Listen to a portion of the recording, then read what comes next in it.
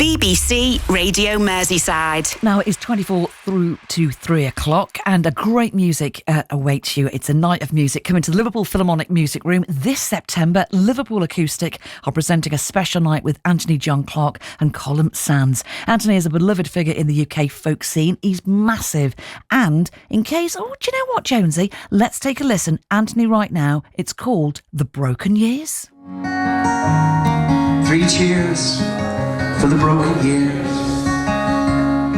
I want to eat at the same table, I want to break the same bread, I want to march down the same streets, I want to hear the same bands, I want to sing the same songs, I want to say the same prayers.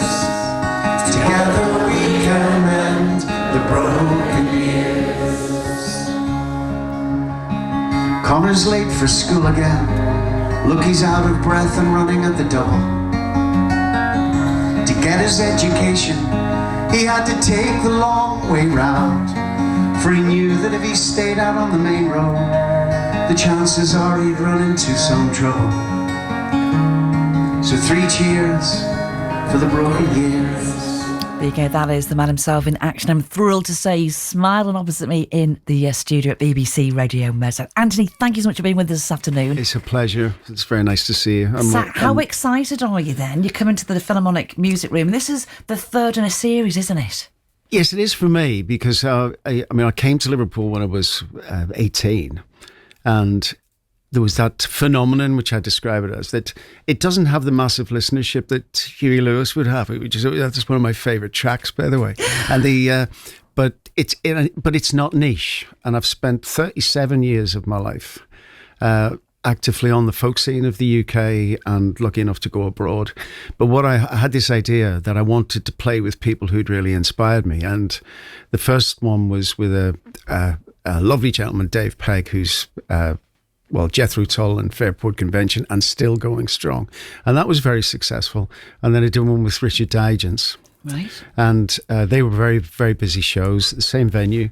But ironically, I didn't meet this gentleman, even though he came from down the road from me in Belfast, where I was growing up. I didn't meet this gentleman until I came to England. And his name's Colum Sands.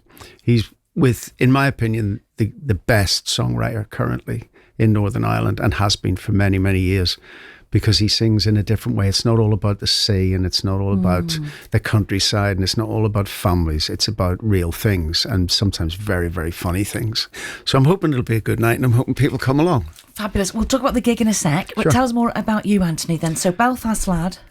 Yeah, won a couple of little folk competitions when I was at school by accident, really. It was just that people weren't...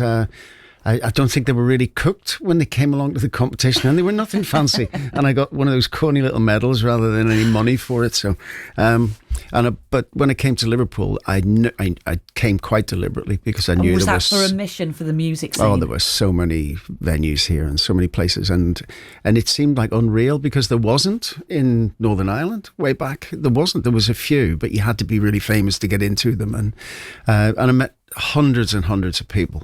And my wife Julia, she was really kind enough to let me sort of venture out of town, and I've played sort of all over the UK, and when I say everywhere, I'm talking about clubs where maybe 60 to 120 people will come, and they'll come specific to hear some of the work that you've done.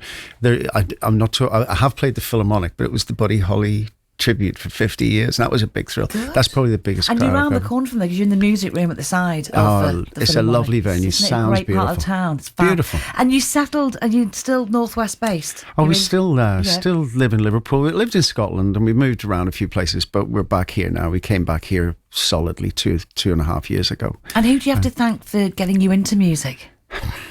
Well, that's a difficult question. I think myself sometimes, because I was very dogged and determined about it. I mean, even I came to college here, but 2-3 nights a week, you'd drag a little Eco Ranger guitar that cost £15, and you'd drag it to a folk club, and then you'd meet somebody like Huey Jones from the Spinners, and he said, "Oh yeah, you can do a couple of numbers. You're not that bad," and those sort of things. It was like a miracle, really, for me.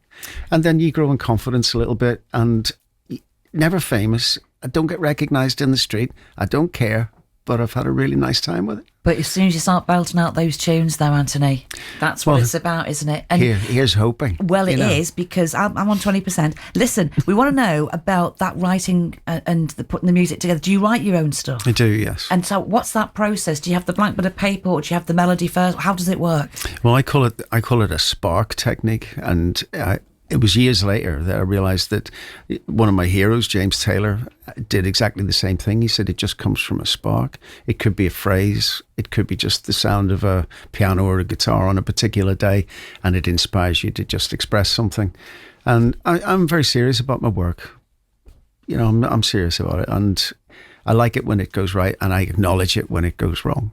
Love it. Yeah. You're going to be here in Liverpool at the Music Room, part of the Philharmonic, Saturday 13th of September. It's you and Colum Sands. Tell us about the concert and what your audience can expect. Well, I think it's going to be very funny, because Colum is extremely funny. I try to be. I'm not being very funny here, but you can't do gags. No, Colum, it's fine, Anthony. I'm still giggling about this squeaky chair, actually.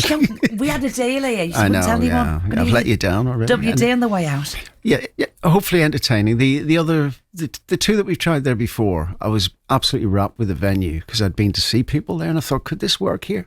And thanks to Graham Holland, who promotes all the acoustic, he's trusted us twice, so he's trusting us again with this, and I'm hoping it'll be a full house.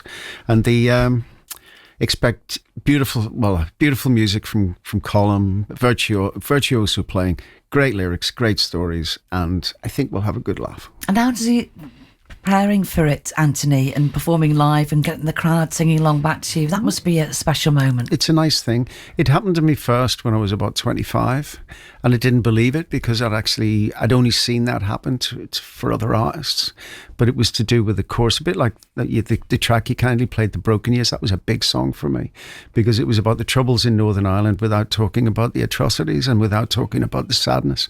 It was just talking about the inconvenience of the troubles, that kids had to go to school a long way, and parents were anxious about their children travelling and so on. And that sort of, Mike Harding played that several times when he ran Folk On 2, and that was a big change for me. I went to a club the next night after he'd played it for the first time, and there were people who hadn't been to that folk club before, simply because they'd heard it on an established folk music radio program. What about saying that, if I was to say Stan Ambrose? Does that name ring a bell? Well, Stan Ambrose used to work with my wife. I remember Stan Ambrose sitting on the bus playing a tin whistle, and because he had the show, and yeah, so all those. It's 37 years since I was on Radio Merseyside for the first time, and that was with Roger Phillips talking about my first album, which was terrible. You know, when I listen to it now, I wince. What, being with Roger was? The album was it? Being with Roger was a delight, of course. But you know, and the idea of actually doing that. Then I went into work, and people said, "Was that you on the radio this morning?" Isn't that fab? What's all that about? Saying that tomorrow.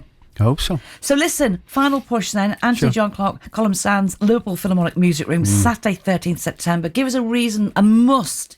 Drop everything else, cancel everything, come and see you because I think that you'll enjoy the few hours that you spend with Colum and I more than you'll enjoy what's on television. Happy days. Anthony, a pleasure to catch up with you. You too, and more details. Have you got socials? Can we find out more about you? AnthonyJohnClarke.com or Facebook, Anthony John Clarke. Facebook, Colum Sands, COLUM Sands. Love it. Yeah. And details for the tickets, get onto the box office 0151 709 3789 or liverpoolphil.com. Thanks a million.